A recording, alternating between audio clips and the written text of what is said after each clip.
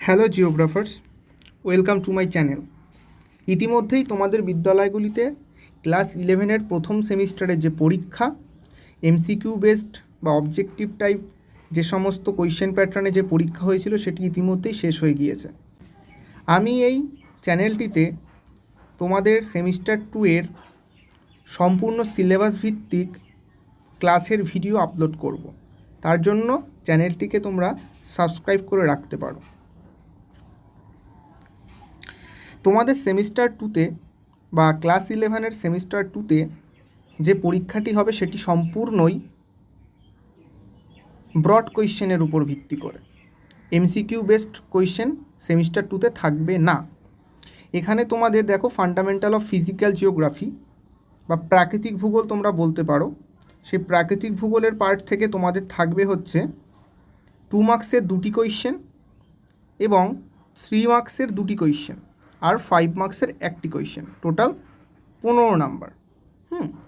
Fundamental of human geography বা যেটাকে আমরা মানবীয় ভূগোল বলতে পারি বা নন ফিজিক্যাল পার্ট আর কি, সেখানের থেকে থাকবে 2 নাম্বারের 3টি কোয়েশ্চেন, 3 নাম্বারের 2টি কোয়েশ্চেন এবং 5 মার্কস দেখো তোমরা এখানে একটিও থাকবে না। টোটাল নাম্বার হচ্ছে তোমাদের 12 বা 12। জিওগ্রাফি অফ ইন্ডিয়া এখান থেকে থাকবে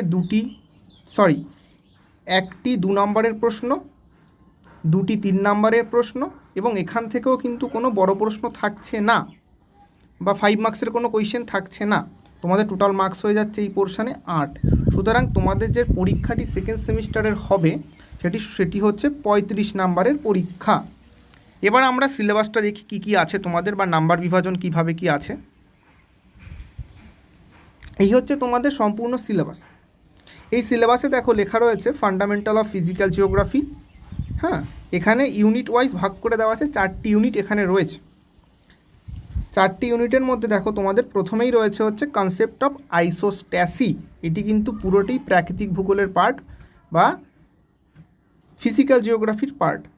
আইসোস্ট্যাসির মধ্যে রয়েছে দেখো কনসেপ্ট অফ আইসোস্ট্যাটিক অ্যানামোলিস, এটাকে আমরা গ্র্যাভিটি অ্যানামোলিসও বলি। থিওরিজ অফ এরিয়ান প্রাট দুজন যিনি আইসোস্ট্যাসিস ধারণা দিয়েছিলেন, দুজন ভৌগোলিক বা দুজন যারা আইসোস্ট্যাসিস ধারণা দিয়েছিলেন। এবং রয়েছে এখানে দেখো আইসোস্ট্যাটিক অ্যাডজাস্টমেন্ট।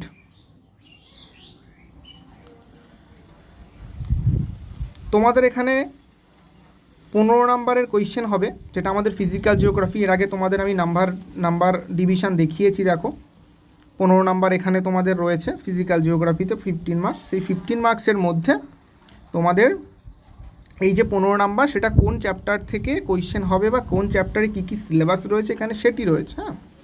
সেই সম্পর্কে বলতে গেলে দেখো প্রথমেই রয়েছে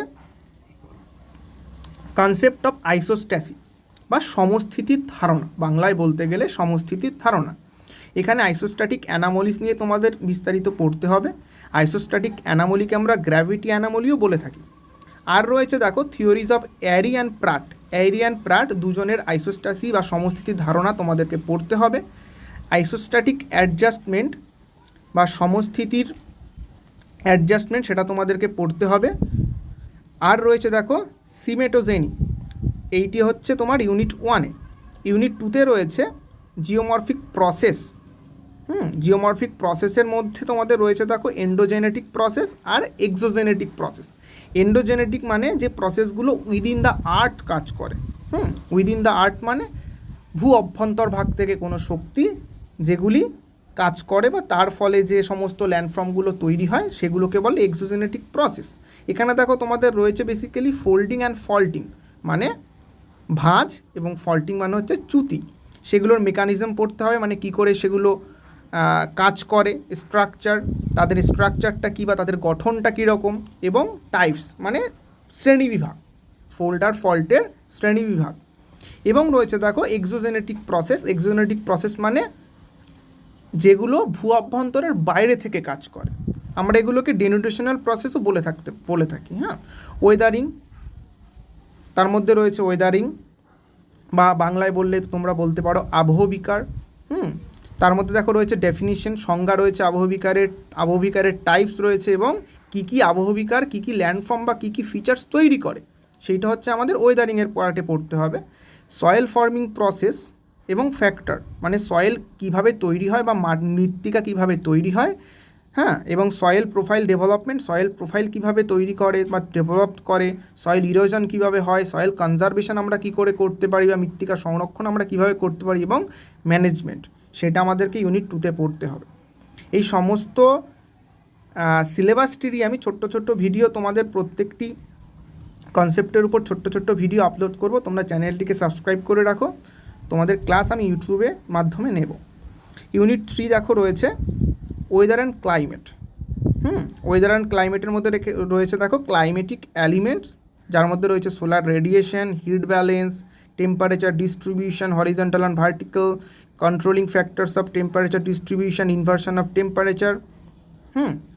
এবার সোলার রেডিয়েশন মানে আমরা যে সূর্য যে আমাদের তাপ দেয় অ্যাকচুয়ালি, সেইটাকে আমরা সোলার রেডিয়েশন বলি। হিট ব্যালেন্স বা তাপীয় সমতা বা তাপ বাজেট কি করে তৈরি হয়, ব্যালেন্স মানে হচ্ছে বাজেট, এখানে তাপ বাজেট। হ্যাঁ, টেম্পারেচার ডিস্ট্রিবিউশন, আমাদের যে হরিজন্টাল আর ভার্টিক্যাল, আমাদের পৃথিবীতে হরিজন্টাল এবং ভার্টিক্যালি, হরিজন্টাল মানে তোমরা বলতে পারো ল্যান্ড টু ল্যান্ড বা land to C, R vertical মানে আমরা যে পোর্শনে বাস করি তার উপরেও তো বিভিন্ন স্ফিয়ার রয়েছে, তোমরা সবাই জানো, ট্রোপোস্ফিয়ার, স্ট্র্যাটোস্ফিয়ার, সেখানে টেম্পারেচার কীভাবে ডিস্ট্রিবিউট হয় আমাদের আর্থে, সেইটা আমরা পড়বো হচ্ছে ভার্টিক্যাল ডিস্ট্রিবিউশন। হ্যাঁ, আর হরিজন্টাল ডিস্ট্রিবিউশন মানে বললাম যে ল্যান্ড টু ল্যান্ড বা ল্যান্ড টু সি, বা সমুদ্রের তাপ, সমুদ্রের সাথে স্থলভাগের তাপের যে একটা বৈচিত্র্য রয়েছে বা পার্থক্য রয়েছে, সেই সমস্তগুলো আমরা হরিজন্টাল ডিস্ট্রিবিউশনে পড়ব। এবার দেখো রয়েছে এখানে controlling factor of temperature distribution, এই টেম্পারেচার ডিস্ট্রিবিউশনগুলোকে কী কী ফ্যাক্টর এফেক্ট করে সেগুলো পড়ব। আর রয়েছে দেখো ইনভার্সন অফ টেম্পারেচার, বাংলায় বলতে গেলে তাপের বৈপরীত্য। হয় বিভিন্ন, মানে পাহাড়ে দেখা যায় অ্যাকচুয়ালি ইনভার্সন অফ টেম্পারেচার। তোমাদের আর কি আমি ডিটেলসে পড়াবো, আজকে শুধু সিলেবাসটা নিয়ে আলোচনা হচ্ছে, এত ডিটেলসে ভাবার দরকার নেই। সব কিছু তোমাদের ক্লাস হবে ইউটিউবের মাধ্যমে। দেন দেখো রয়েছে অ্যাটমসফেরিক সার্কুলেশন। অ্যাটমসফেরিক সার্কুলেশন রয়েছে দেখো এখানে এই পার্টের মধ্যেই। সার্কুলেশনে রয়েছে দেখো controlling factor of atmospheric motion, tricellular model বা ত্রিকোষ মডেল, প্ল্যানেটারি উইন্ড, তার মধ্যে রয়েছে zonal wind, surface wind and Walker circulation. তোমরা পড়েছো হয়তো আগে ক্লাস 10-এ, ওয়াকার সার্কুলেশনের কিছুটা পার্ট ছিল। আর রয়েছে জেট স্ট্রিম সম্পর্কে আলোচনা। এই গেল ইউনিট 3। ইউনিট 4-এ রয়েছে হাইড্রোস্ফিয়ার বা বাংলায় বলতে গেলে জলমণ্ডল। সেই জলমণ্ডলে রয়েছে দেখো modes and occurrence of water on the earth, global hydrological cycle, concept of runoff, drainage basin as a hydrological unit. Global hydrological cycle বলতে আমাদের জলের যে একটা সাইকেল চলে, জল কিন্তু আমাদের একটা সাইক্লিক অর্ডারে চলে, মেনটেন হয়। হ্যাঁ, সেই ব্যাপারটা পড়তে হবে, রান অফ পড়তে হবে, ঠিক আছে। ড্রেনেজ বেসিন সম্পর্কে তোমাদের জানতে হবে, ঠিক আছে। এখানে দেখো রয়েছে এবার 12 মার্কসে, যেটা তোমাদেরকে আমি প্রথমেই বলেছিলাম, দেখো এই পোর্শানে ফান্ডামেন্টাল অফ হিউম্যান জিওগ্রাফিতে এই যে 12 মার্কস, এই 12 মার্কসের সিলেবাস ডিস্ট্রিবিউশন রয়েছে এখানে। এখানে দেখো রয়েছে ফান্ডামেন্টাল অফ হিউম্যান জিওগ্রাফি, মানে এটা অপ্রাকৃতিক ভূগোলের পার্ট বা মানবীয় ভূগোলের পার্ট। এখানে প্রথম ইউনিট 1-এ রয়েছে দেখো ক্লাসিফিকেশন অফ ইন্ডাস্ট্রি বা সেকেন্ডারি অ্যাক্টিভিটিস, ইন্ডাস্ট্রি নিয়ে তোমাদের এখানে আলোচনা হবে, দ্বিতীয় শ্রেণীর অর্থনৈতিক কাজ। এখানে দেখো রয়েছে ক্লাসিফিকেশন অফ ইন্ডাস্ট্রিজ। এখানে রয়েছে responsible for industrial location, industrial location মানে ইন্ডাস্ট্রি গড়ে ওঠে, সেই লোকেশানগুলো কোথায়, কেন হয়, কিভাবে হয়, সেই সম্পর্কে জানতে হবে।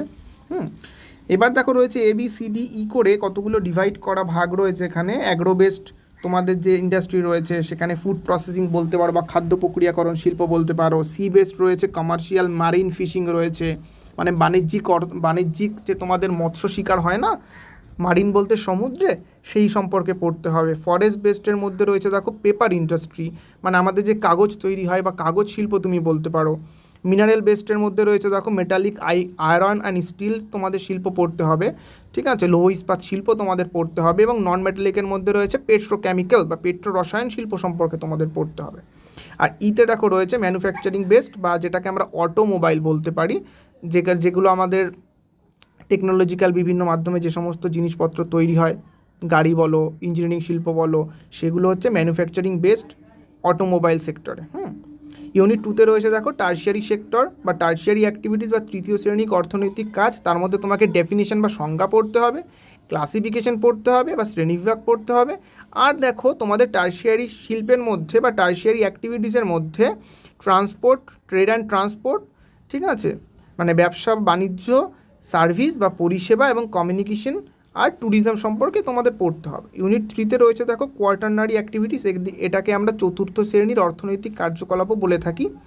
এখানে তোমাদের পড়তে হবে ইনফরমেশন অ্যান্ড টেকনোলজি রিলেটেড যে ইন্ডাস্ট্রিগুলো রয়েছে, আইসিটি, তোমরা জানো সবাই উইপ্রো আছে, ইনফোসিস রয়েছে আমাদের পশ্চিমবঙ্গে বা সারা ভারত জুড়ে বা সারা পৃথিবী জুড়ে অনেক কোম্পানি রয়েছে আইটি সেক্টরে, সেই সম্পর্কে আমাদের পড়তে হবে। আইসিটি কী কাজ করে, কিভাবে করে। Research and development base industry, যেগুলো রিসার্চ অ্যান্ড ডেভেলপমেন্টের মাধ্যমে তৈরি হয় বা সেই রিলেটেড ইন্ডাস্ট্রিগুলো সম্পর্কে আমাদের পড়তে হবে। আর ইউনিট 4-এর দেখো রয়েছে কুইনারি অ্যাক্টিভিটিস, যেটিকে আমরা পঞ্চম শ্রেণীর কাজও বলি।